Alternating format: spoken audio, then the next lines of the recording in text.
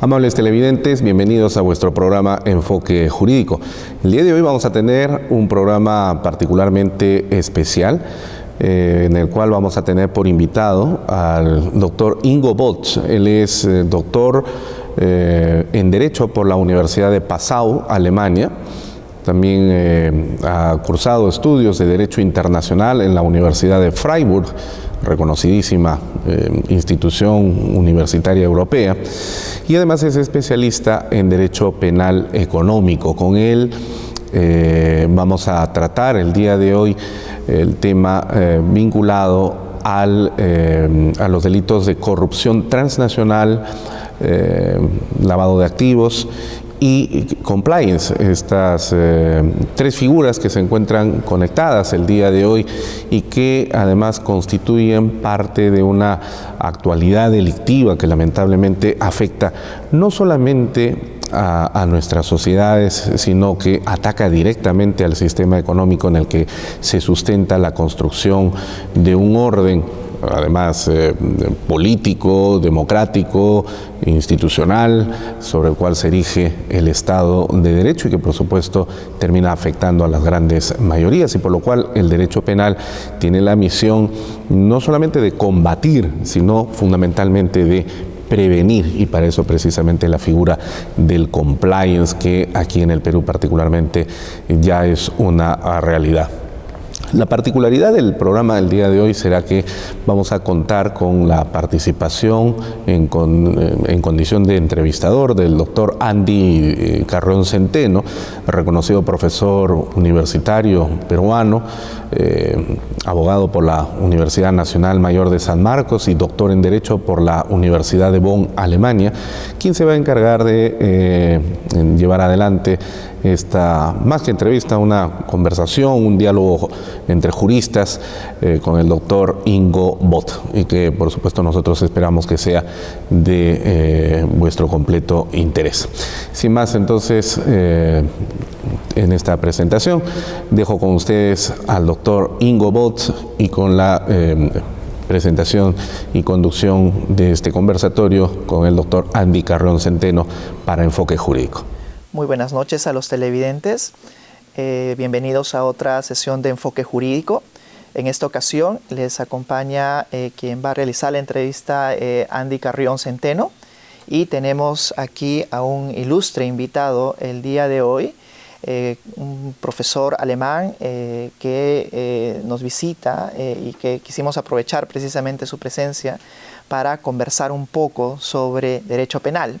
Es el profesor Ingo Both, especialista en Derecho Penal Económico y de la Empresa, y también en diversos temas que la implican, como compliance y algunos otros vinculados a esta materia. Muy buenas noches, Ingo, bienvenido. Muchas gracias, Andy. Comencemos un poco, quizás resaltando el contexto que al Perú le ha tocado vivir en estos últimos meses, que es el tema de la corrupción transnacional.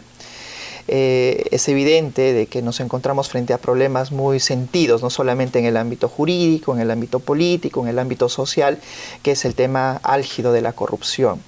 Desde este punto de vista, Ingo, ¿cuál es la visión, cómo se está viendo este problema latinoamericano que implica a muchos países en realidad que se han visto vinculados a actos de corrupción, que ha trascendido naturalmente el país de Brasil y que se ha bifurcado hacia otros países como el Perú, como Chile, como Argentina y otros países que también el día de hoy están ya iniciando procesos de investigación precisamente por estos hechos?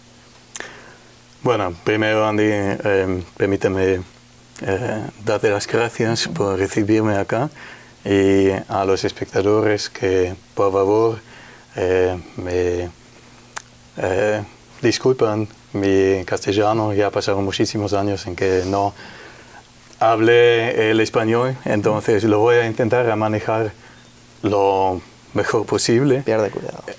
Pero bueno, que por favor conozcan un poco de, ¿cómo se dice?, disculpas. Entonces, para responder a tu cuestión, claro que el problema de la corrupción en la América del Sur se nota, se sigue, y se sigue particularmente a lo que pasa en el Perú, porque acá hablamos de una dimensión, si hablamos por un lado del problema de la corrupción de materia abstracta y de otra manera de qué consecuencias tiene, qué tamaño tiene y qué implicaciones tiene cuando hablamos de instituciones estatales, que es mucho más presente que en los demás países. Y ya sabemos que acá, en distinción a varios países europeos, el índice de Transparency International es un poco peor, ¿no? Que el problema de corrupción sí existe en varios estados y en varias variantes, ¿no? Pero en el Perú lo que sí hay es una dimensión muy grave con, como yo me acuerdo, 4 expresidentes que fueron acusados con investigaciones pendientes, con no solamente las 4 personas en el foco, sino todo su sistema que queda debajo, que tiene vinculaciones o podría tener vinculaciones a lo de Odebrecht.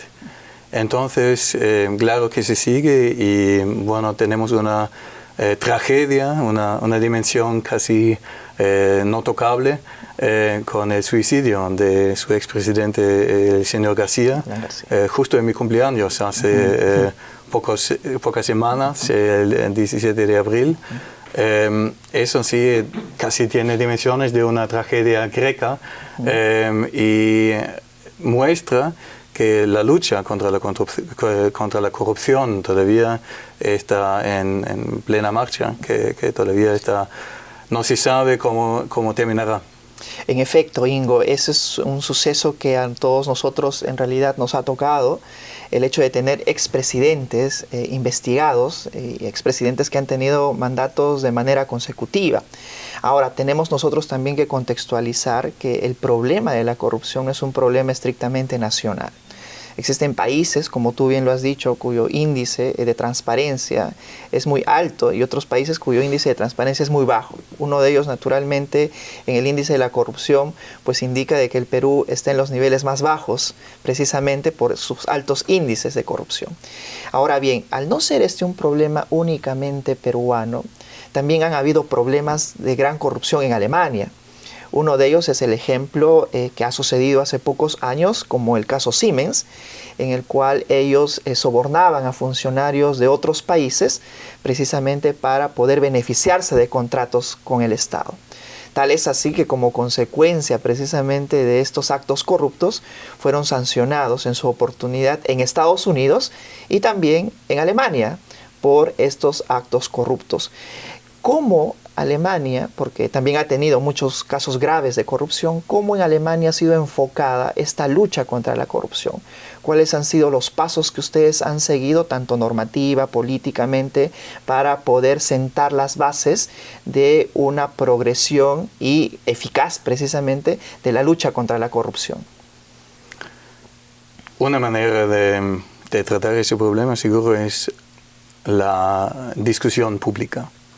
El caso de Siemens fue discutido muy público y acá, como yo lo veo, en Perú se hace lo mismo. Se hace muy público, hay mucha cobertura por la prensa y se trata mucho de lo que sucedió.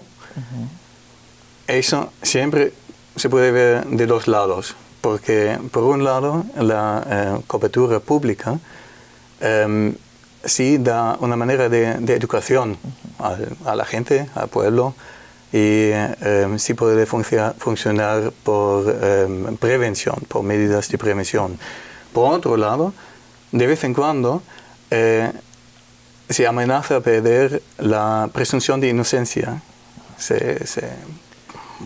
Podría ser que surge algo como una histeria sobre lo que es la corrupción.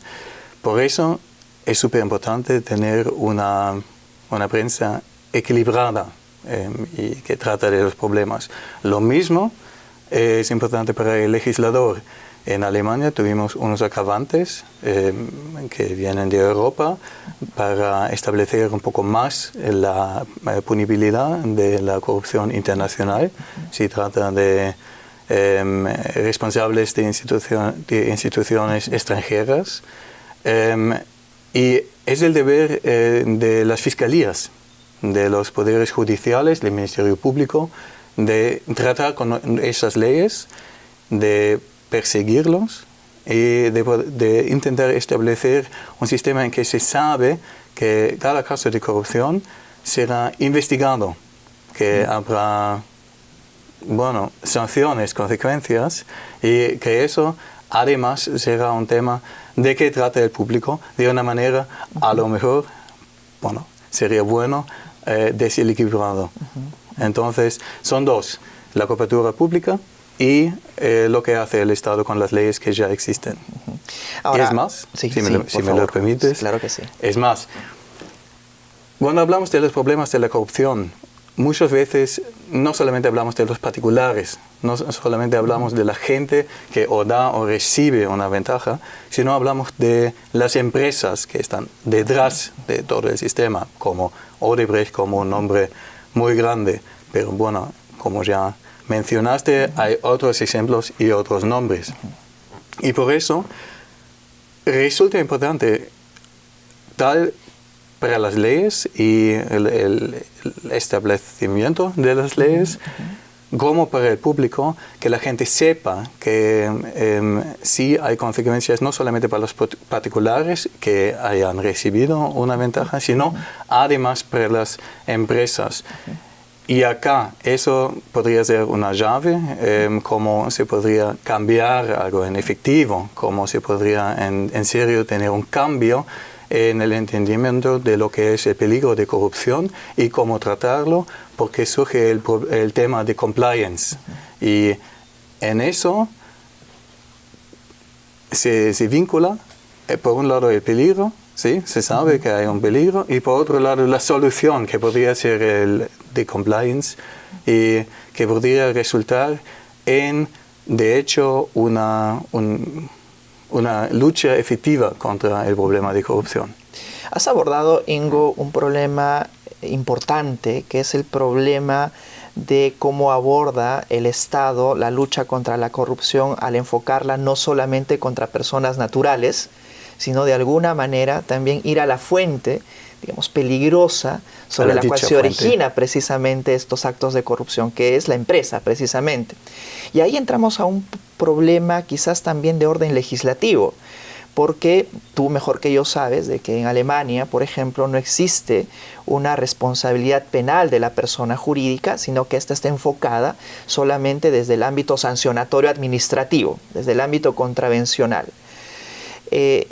Esta arma jurídica, de alguna manera, muy potente en cuanto a prevención general, por ejemplo, y también a la lucha criminológica desde donde se origina el delito, ha sido incorporada recién en nuestro ordenamiento jurídico el 1 de enero del año 2018.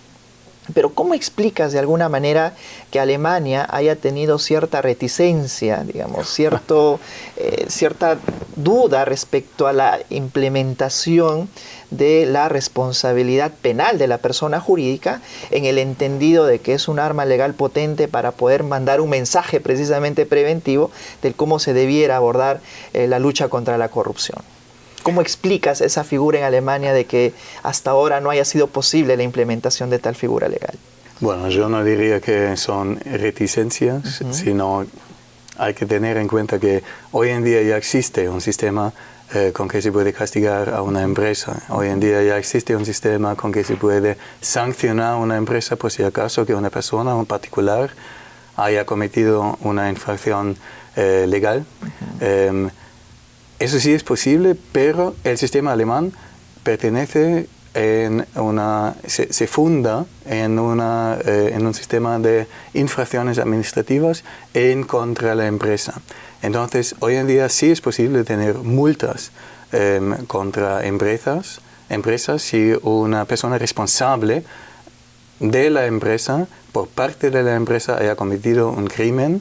Y en esos casos, si la infracción legal fue intencional, es posible tener una multa de 10 millones de euros. Y por si acaso que sea una negligencia, serán de 5 millones de euros. Y es más, lo que se haya ganado aparte de eso, que es el efecto del crimen, eso se puede sacar de la empresa además. Y así, por ejemplo, en el caso de Siemens que mencionaste, fue posible no solamente tener una multa de 10 o 5 millones de euros, sino una multa de más de 200 millones de euros, porque se había tomado todo lo que han dicho que fue efecto de la infracción a favor de la empresa. Ahora, recordemos en ese sentido de que también en su oportunidad, en su época, fue una de las multas más grandes que se impuso en Estados Unidos también a raíz de los actos de corrupción que había cometido Siemens en otros países. Pero entrando en este punto, Ingo, que justo acabas de mencionar, que es el tema de la viabilidad de una implementación de una responsabilidad penal propia de la persona jurídica, entiendo pues que hay, digamos, ciertos reparos por parte no solo del legislador, sino más bien de la propia dogmática penal en aceptar una responsabilidad penal de la persona jurídica, y esto está basado naturalmente en la construcción de la teoría del delito, que es una construcción eminentemente personal, ¿no? Y es por eso que sabemos cómo la teoría del delito se ha venido elaborando y estructurando en la conciencia de la persona, ¿verdad? Y claro, resulta difícil ahora complementar o adecuar todo el armamento jurídico penal hacia la responsabilidad penal de un ente que no tiene autoconciencia, por ejemplo. Y ahí vienen pues muchas complicaciones al momento incluso de dar respuesta de cómo dogmáticamente podemos hacer de imputar, por ejemplo, típicamente un delito de corrupción a la propia persona jurídica, o cómo elaboramos de alguna manera el aspecto de la culpabilidad para la propia persona jurídica. Dicho esto, Ingo, quizás hay cierta inquietud por el hecho de que también tendríamos que aceptar el efecto simbólico que tiene el derecho penal. Hay un caso muy conocido en Estados Unidos, por ejemplo, el caso Arthur Andersen, ¿no? En el cual una empresa auditora pues, fue imputada penalmente por un delito de conspiración en todo este ámbito de la crisis financiera. Y no es lo mismo, y de ahí del caso en concreto se puede naturalmente resaltar, no es lo mismo la imposición de una multa, digamos el mensaje que da el derecho, no es lo mismo la imposición de una multa que el sometimiento a la propia persona jurídica a un proceso judicial, cuyos resultados son distintos de cara al mensaje que tú precisamente mencionaste hace un momento que se le debe dar a la población de que el Estado está luchando contra la corrupción. Entonces, ¿no sería, digamos, una medida un poco benevolente? Naturalmente, habría que compararlo esto con la visión que tienen los penalistas alemanes, un poco benevolente del decir que aquí solamente podrían eventualmente dar resultados de la sanción a la persona jurídica con la sola imposición de multas, el cierre, su liquidación, o también, y esto habría que verlo, digamos, de ley eferenda, podría dar un mensaje simbólico mucho mayor en el hecho de someter a una persona jurídica a un proceso judicial. Bueno, Andy, de hecho la discusión está muy viva en esos días en Alemania. Y el cambio se está formando. Si hablamos de ley eferenda, hoy en día sí hay discusiones y hay propuestas fijas, hay propuestas muy serias para establecer un derecho penal económico que trata de sancionar las empresas con una pena, no solamente una multa. Hasta ahora sí, todavía hablamos de un sistema de infracciones administrativas, pero hay un gran cambio, hay una gran la dogmática está muy abierta para sí cambiar este sistema y tiene varias motivaciones. Por un lado, poder entender mejor lo que es la pena contra la sanción contra una empresa, que no solamente se trata de una violación administrativa, como por ejemplo correr demasiado rápido en la calle, sino de una pena como se puede recibir el particular en caso de que haya violado una ley. Y es más, el sistema de infracciones administrativas se basa en una idea de oportunismo. La institución que lo persigue, o sea la fiscalía, o sea la autoridad administrativa, puede elegir si haya un procedimiento o no. Lo que se quiere cambiar es que ahora lo tiene que hacer la Fiscalía según el sistema de legalidad, como es para cada particular. Es decir, la idea es bajar las empresas de su altar alto al nivel de los particulares, para hacerlo más tocable, más entendible de lo que es el derecho penal y de lo que trata de sancionar además a las empresas. Y de hecho, el legislador en su contrato actual de la coalición de 2018 prevé que se cambie el sistema de sanciones, que se establece que un sistema de penalidad de las empresas y que eso tendrá que ocurrir dentro de los años que vienen. Y la dogmática también está trabajando, está luchando, está intentando cambiar ese sistema ya muy tradicional en Alemania a un sistema más internacional, más entendible y más transparente aún para la población. En 2013 había una propuesta muy concreta por parte de catedráticos de Colonia, con un amigo común que tenemos, con Michael Kubicil, que propone un sistema muy concreto y, bueno, podría ser que se sigue, también el legislador sigue a este sistema para establecer un sistema de crímenes y de responsabilidad y de imputación penal contra las empresas.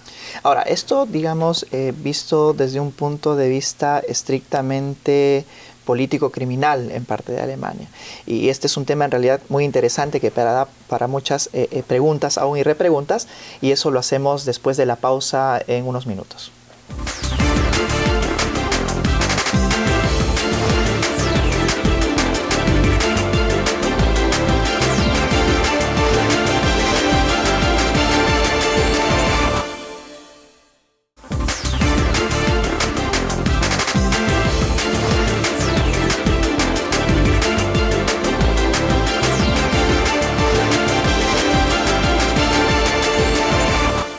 Bueno, Ingo, continuamos con la interesante entrevista. Estamos abordando un poco la responsabilidad penal de las personas jurídicas. Ahora, has aclarado muy bien cómo esta situación está cambiando precisamente a raíz de algunas propuestas que están surgiendo tanto en el ámbito político como en el ámbito estrictamente académico, como este grupo de estudios que también tiene nuestro amigo en común en Alemania, Michael Kubicil, sobre una propuesta seria desde mi punto de vista de cómo incorporar esta responsabilidad penal de las personas jurídicas en Alemania. Pero desde este punto de vista, Ingo, ¿tú crees, desde tu punto de vista particular, que en Alemania, por la situación, el contexto distinto naturalmente al peruano, es conveniente, recomendable incorporar ese tipo de responsabilidad? ¿O tú crees que basta con ya el actual sistema de sanciones administrativas contra la empresa para poder luchar de manera efectiva, no solamente contra la corrupción, sino también con otros delitos en los cuales el protagonista, precisamente como caldo de cultivo y como ambiente de riesgo de la propia comisión del delito, es la propia empresa? Bueno, tú sabes, trabajo de defensor y defiendo muchas empresas. Trabajo mucho en el ámbito del derecho penal de la economía. Por eso, si preguntas a un defensor, hay que agravar las posibilidades de sancionar a una empresa, serán raras las veces que dirá, bueno, seguro, claro que sí. Pero, no obstante, estoy convencido que sí vale la pena cambiar el sistema a un derecho penal de las empresas, con penas verdaderas contra las empresas, para poder hacerlo más transparente. Yo personalmente estoy a favor de un sistema internacional que se puede sí entender y sí entender, bueno, no solamente si hablamos de términos jurídicos, no solamente si hablamos de especialistas en en este área, sino que se puede entender cada uno, que le puede entender la persona regular que lee el periódico. Hoy en día, por ejemplo, si hay una sanción contra una empresa en Alemania, según el sistema de derecho alemán, siempre los artículos de la prensa empiezan con un bloque de información que tratan de qué es una multa contra una empresa, por qué se puede castigar a una empresa, cómo funciona el sistema de las infracciones administrativas. Siempre indica que en otros países hay maneras distintas. Siempre tienes que explicar que, por ejemplo, si hay una sanción ambos en los Estados Unidos y en Alemania, porque en Alemania tenemos otro sistema. Y eso da una sensación un poco particular, no se puede entender por qué en Alemania seguimos a un sistema tradicional, y podría aún ser que funcione, pero distinto a los demás, con otras nociones, con otros pensamientos. Y por eso sí creo que eso podría hacerlo todo más transparente, más fácil de entender y aún más fácil para las empresas, porque si hay un sistema de derecho penal para las empresas que se enfoca en las empresas, ellos pueden anticipar lo que podría suceder. Hoy en día, por ejemplo, tenemos sistemas muy distintos en los 16 comunidades autónomas en Alemania, en los Bundesländer. Las fiscalías no tienen una formación común y eso podría ayudar a establecer un sistema transparente aún para ellos y aún para las empresas que pueden anticipar qué consecuencias podríamos tener. Y es más, el sistema penal de la empresa podría dar a la empresa un estatus de inculpado, de acusado, con derechos propios. Seguro que vamos a hablar de internal investigations cuando hablamos del tema de la compliance. En este ámbito, por ejemplo, podría aún proteger a la empresa ser inculpado en vez de solamente particular en un sistema administrativo. Ahora, tendríamos también un poco que tomar en cuenta un poco la desigualdad que habría en el ámbito sancionatorio internacional y quizás encontrarse en cierta manera en desventaja, puesto que si existen países que en el ámbito internacional y transnacional por delitos de corrupción imponen sanciones a la empresa, y por otro lado tenemos a ciertos países como Alemania, por ejemplo, que tienen solamente una sanción administrativa. Por tanto, las empresas alemanas que cometen delitos o las internacionales que cometen delitos, incluso en Alemania, estarían, digamos, de acuerdo al mensaje que se da a la sanción de la persona jurídica, quizás en desventaja de alguna manera, ¿no? Porque en otros países sí se les podría imponer este tipo de sanción, más no una sanción de tal calibre en la propia Alemania. Ahora, digamos, esos son problemas que podrían de alguna manera llevar a una implementación para hacer transparente, como tú mismo has dicho, esta lucha no solo contra la corrupción, sino contra otros delitos, pero poniendo en el marco interpretativo y en el enfoque en las propias personas jurídicas. Ahora, Ingo, ¿y cómo la jurisprudencia alemana ha venido manejando este tema del compliance como un atenuante o quizás exculpante, aunque tú lo dices de manera administrativa, pero cuáles son las consecuencias que la jurisprudencia ha desarrollado en base a este nuevo fenómeno del compliance en Alemania? Bueno, Andy, permíteme repetir que sí, hoy en día existe un sistema según cual se puede sancionar a empresas. Que no le digas a un fiscal alemán que en Alemania hay una ventaja para las empresas porque no les castigan. No es así. Claro, hay sistemas internacionales como el UK Bribery Act o el FCPA que resultan un poco mucho más duros, con vinculaciones aún más amplias. Pero, no obstante, a las empresas en Alemania sí se puede castigar y sí se castigan. De eso tratamos, por ejemplo, en mi bufete. Tratamos mucho con las fiscalías del tema y cómo, sí o cómo se castiga a una empresa. Entonces, sí es posible hoy en día, pero tenemos un sistema distinto.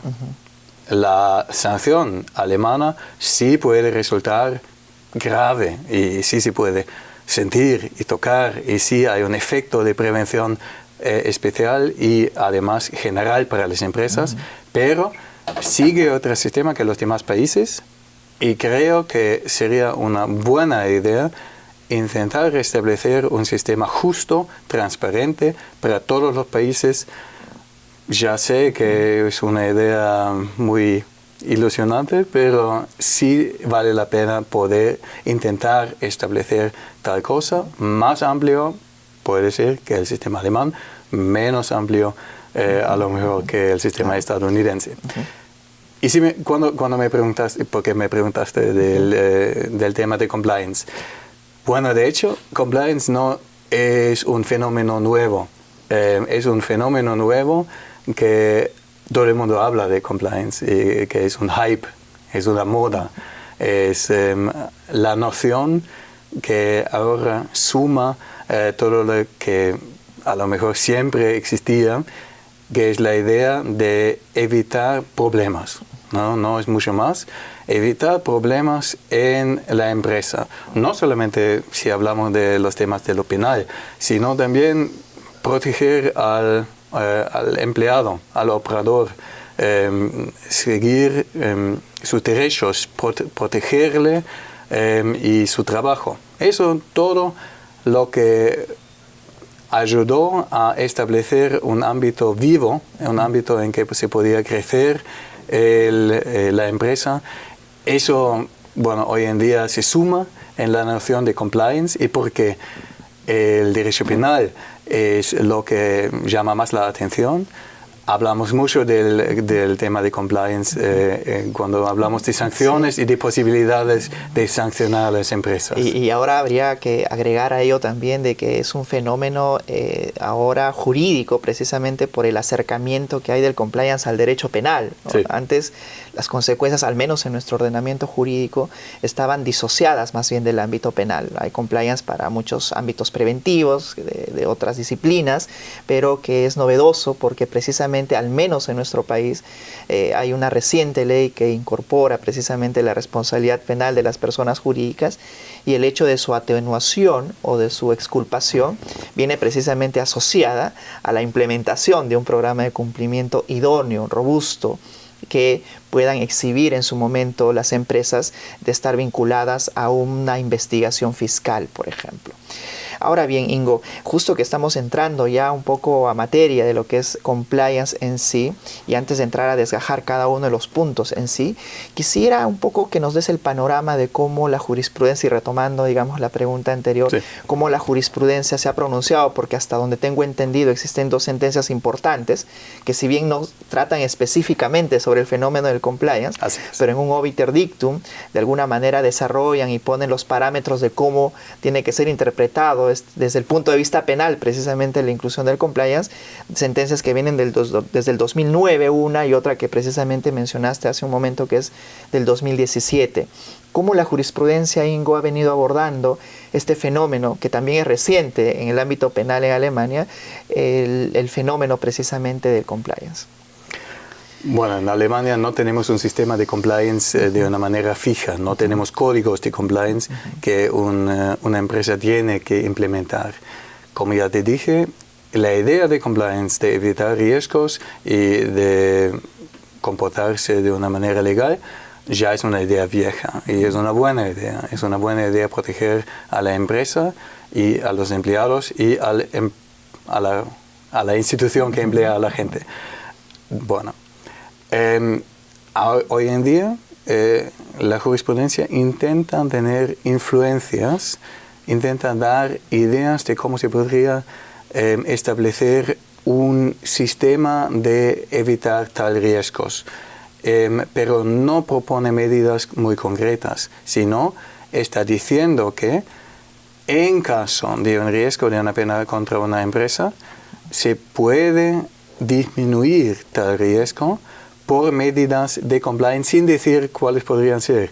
Podemos hablar de las ideas que existen hoy en día en Alemania, pero la jurisprudencia en sus obiter dictums, que no son parte de la sentencia, sino son una parte no obligatoria, una parte facultativa, en que la jurisprudencia puede tener unas influencias en cómo se entiende la ley, cómo se puede sentir la ley. En esas partes da una motivación, podemos decir, da una idea de cómo podría ser efectivo el tema de compliance. Y en la sentencia de 2009, de que me hablaste, dice que sí hay un riesgo para los compliance officers, para la gente que tratan de gerente de compliance.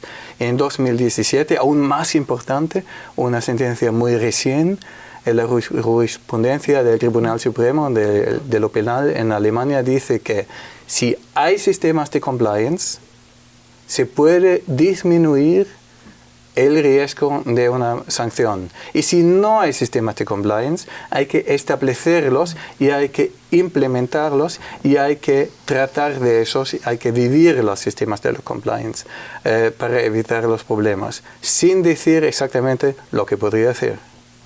Entiendo. Eso lo ha manejado de una manera un poco general, digamos, para mandar un mensaje de la importancia. Para dar ideas, una motivación. Exactamente, ¿no? Y obviamente obiter dictums que en realidad han originado una ola de publicaciones también en Alemania acerca de la importancia del compliance en el ámbito del derecho penal. Y fíjate, no solamente una ola de publicaciones en lo dogmático, sino para mis clientes, para las empresas, resulta súper importante saber qué tenemos que hacer ahora. Es decir, el impacto de lo que ha dicho el Tribunal Supremo, que ahora necesitamos como empresa, necesitamos un sistema de compliance, sí es enorme. Es decir, no tenemos unas instrucciones muy fijas, no tenemos unas ideas paso a paso, primero, segundo y tercero, sino sí ahora las empresas saben que tienen que cambiar algo. Sí, y naturalmente las consecuencias que se han originado, como tú bien dices, no solamente es en el ámbito de las publicaciones, del estudio de lo que es el compliance en realidad, sino también de cómo estas tienen trascendencia en la aplicación directa y a quienes afecta en realidad de manera directa un tipo de sanciones como estas del compliance, que son las empresas en realidad. Así. Ahora bien, dicho esto, Ingo, nosotros dentro de nuestra legislación que sanciona a la persona jurídica, pues tenemos un reglamento que hace poco ha sido precisamente publicado, en la cual establece cuáles son los requisitos que debe de seguir cada una de las empresas para, desde un marco general y abstracto, calificar este programa de cumplimiento como idóneo. Es muy reglamentarista en realidad, porque detalla de manera excesiva, a mi parecer, cuáles son las medidas que se deben de implementar en una empresa, cuando más bien estas, desde mi punto de vista, tienen que ser dadas de manera un poco general, principista, porque debiera más bien adecuarse a la tipología de cada una de las empresas. Así es. No es lo mismo implementar quizás un programa de cumplimiento en una empresa transnacional con todos los recursos que posee, como implementar un programa de cumplimiento en una microempresa. Así es que sobre esto ahora te voy a formular unas preguntas y vamos a discutir en profundidad después de la pausa.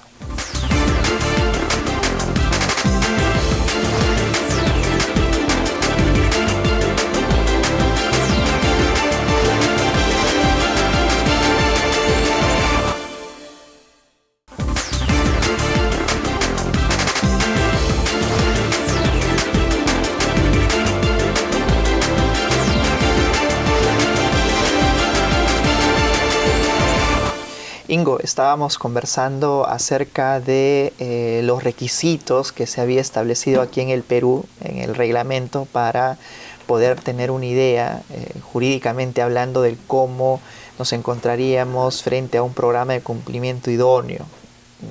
Y naturalmente existen muchas variantes y tiene que ser flexible. O sea, el programa de cumplimiento no es un programa de cumplimiento matriz, digamos, que rija para todas las empresas por las particularidades que éstas tienen.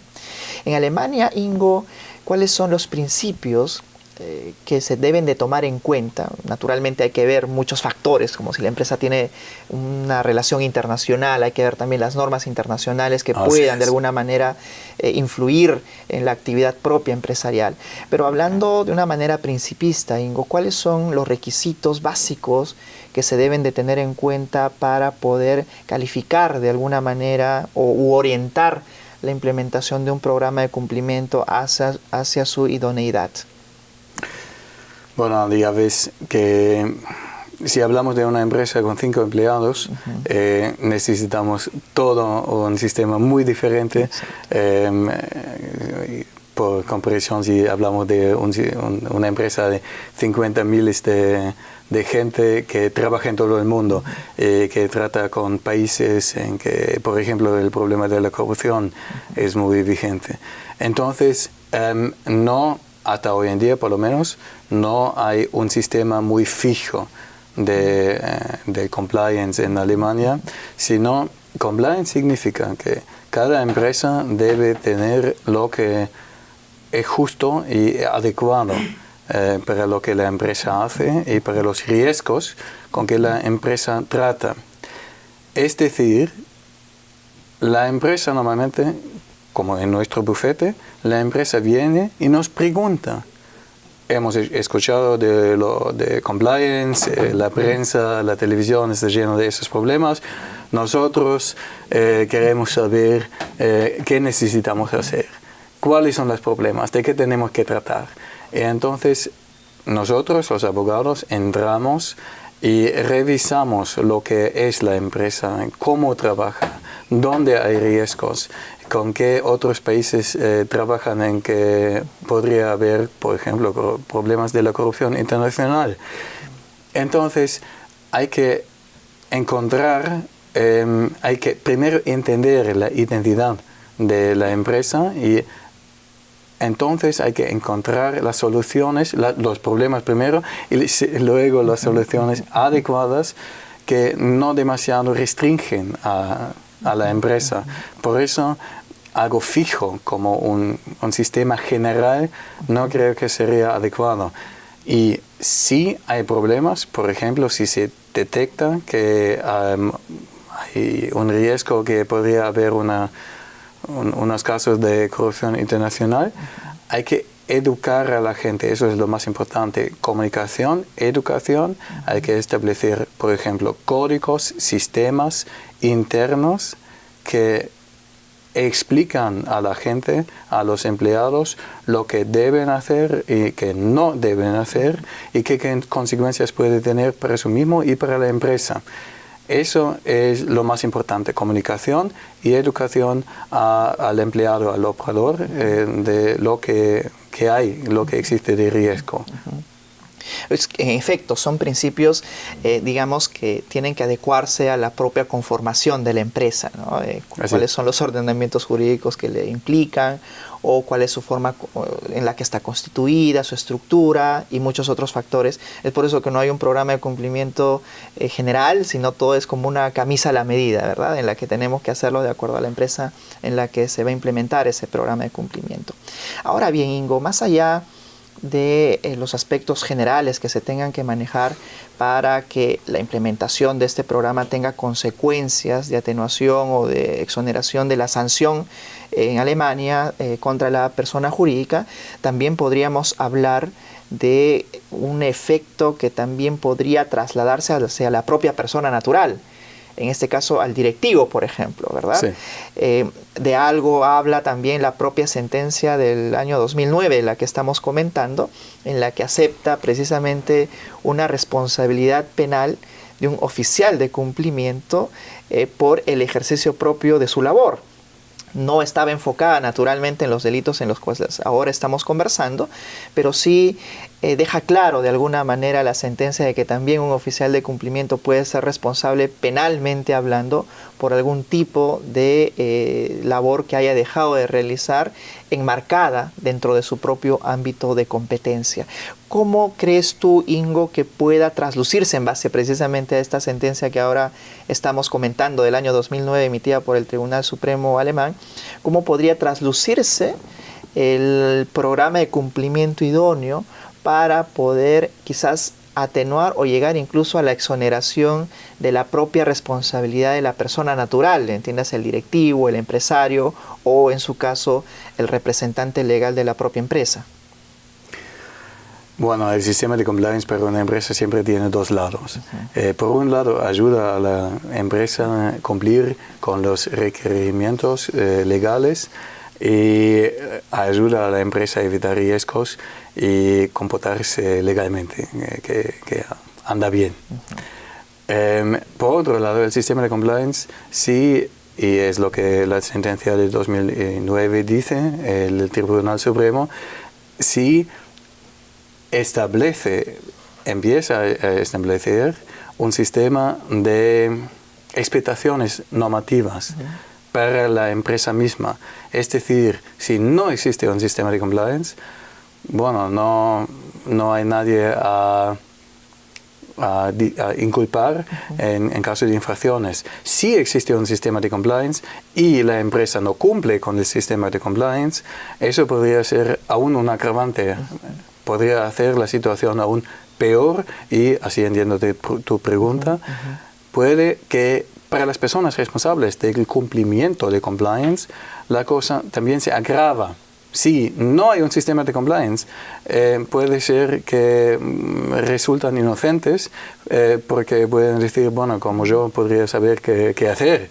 Pero por otro lado, si establecemos un sistema de compliance para proteger a la empresa y a la gente que trabaja en la empresa, por otro lado, sí surge el problema que la gente debe cumplir y si no cumple, si hay infracciones en contra de la ley propia de la empresa, digamos, de compliance del sistema normativo que solamente existe en la empresa, eso sí puede tener consecuencias para el derecho penal, porque si hay una infracción, eso se puede entender muy fácil, por ejemplo, aún por internal investigations, eso se puede detectar muy fácil y entonces tenemos el problema de tenemos que declararlo a la fiscalía y por si acaso, porque la gente tendría que saber qué hacer y qué no hacer por educación propia según su sistema de compliance, ellos sí corren el riesgo de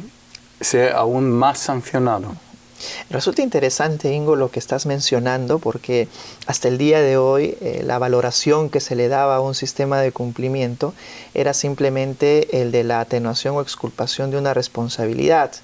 Pero en el sentido de que ya la implementación de un programa de cumplimiento implica de una mejor adquisición de los conocimientos acerca de la actividad propia de la empresa y obviamente que la comunicación empiece a fluir hacia arriba, pues ya estaríamos cubriendo aquellos argumentos, por ejemplo, de los empresarios en el sentido del desconocimiento de algún acto corrupto, por ejemplo, que habría cometido algún empleado, porque al tener un programa de cumplimiento implementado, habría de alguna manera garantizado la fluidez de la información para que estos estén al tanto de lo que sí se estaba cometiendo en la empresa y se constituiría, como tú dices, un agravante. Me parece interesante esa visión porque ya no estaríamos hablando solamente de elementos de descarga de la imputación, sino de un elemento de recarga de la imputación, en la que ese agravante podría constituir quizás una pena mucho más elevada para el empresario que no haya tomado las medidas necesarias, aún teniendo a disposición la información del delito que se estaba cometiendo desde la empresa, ¿no? Así es, no solamente puedes implementar un poco de compliance para recibir lo bueno que trae, sino hay que vivirlo. Y si no lo vives, bueno, en caso de duda, tienes aún más problemas que antes. Exacto. Ahora, para abordar el tema de las investigaciones internas, hasta ahora se había entendido, al menos en nuestro sistema europeo continental, que en el ámbito de la dilucidación de un determinado evento delictivo, pues solamente estaba relegada a la persecución fiscal. Digamos que era la fiscalía quien en este caso estaba facultada por el Estado para realizar investigaciones en las cuales se pueda llegar a juntar o averiguar si es que en una determinada empresa, por ejemplo, se habría cometido un delito o no. Pero ya con la privatización de alguna manera de la persecución, también nos encontramos y tenemos que lidiar ya con las investigaciones internas, que en realidad sería una medida que implementaría la empresa después de cometido o ante la sospecha de comisión de un delito, para que pueda calificar como robusto también su programa de cumplimiento en la medida que ha tomado las medidas correspondientes para poder averiguar sucedidos los hechos.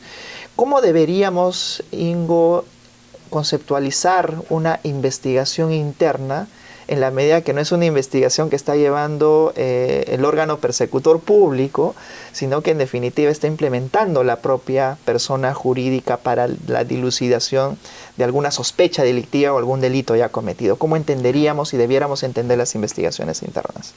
Bueno, no siempre necesitas una sospecha, Andy. Con mis clientes, por ejemplo, muchas veces es el caso que quieren saber si sus empleados cumplen con las leyes. Eso no siempre requiere una sospecha concreta, sino además podría ser un sistema de checks and balances que ocurre cada 5º año en un ritmo particular. Es decir, algo así como la auditoría tendría que ser de todas maneras distinto a la auditoría, ¿verdad? Bueno, la auditoría muchas veces forma parte de la empresa misma. Lo que nosotros, los abogados, hacemos con el bufete Blanat es entrar a la empresa y tener propias investigaciones, así como la Fiscalía lo haría, pero sin una sospecha concreta. De vez en cuando hay sospechas concretas. Por ejemplo, de momento tengo una empresa de cliente con muchísima gente que trabaja allá y hay la sospecha de una corrupción sistemática. Y el interés de la empresa es dónde podría haber los riesgos, si había infracciones y a la vez cómo podemos evitarlos para el futuro. En este caso, por ejemplo, la Fiscalía ya había entrado, ya hay un caso, ya hay una investigación.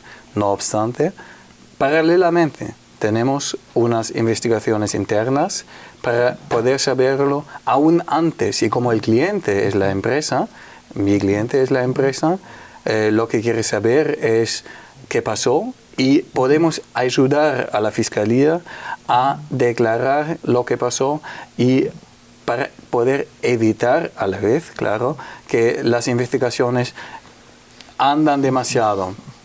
Entonces, podemos nosotros sí declarar, acá están los problemas y lo hemos solucionado según nuestra internal investigation concreta. El riesgo que hay es que las internal investigations traen demasiados resultados y resultados que, pueden ser inconvenientes para la empresa, y el riesgo es que la Fiscalía las toma. El problema podría ser que la Fiscalía lo adapta y tiene su propio caso en base de una internal investigation de medida de compliance que ha tomado la empresa de una manera voluntaria y ahora ayuda al Estado. Sí. Si el principio por el cual se va a guiar la calificación de un programa de cumplimiento es la transparencia, ahí precisamente ya surgen los problemas en los casos en concreto, en los cuales, por ejemplo, como tú bien dices, la investigación interna arroja muchísimos más datos que se corren el riesgo precisamente de que sean aprovechados por la Fiscalía para poder imputar a determinadas personas los delitos que se están cometiendo dentro de ella. Te voy a dar un ejemplo. El Tribunal Constitucional el año pasado decidió que lo que un bufete contribuye de internal investigation sí se puede castigar por parte del Estado y sí se puede utilizar la Fiscalía como resultados propios.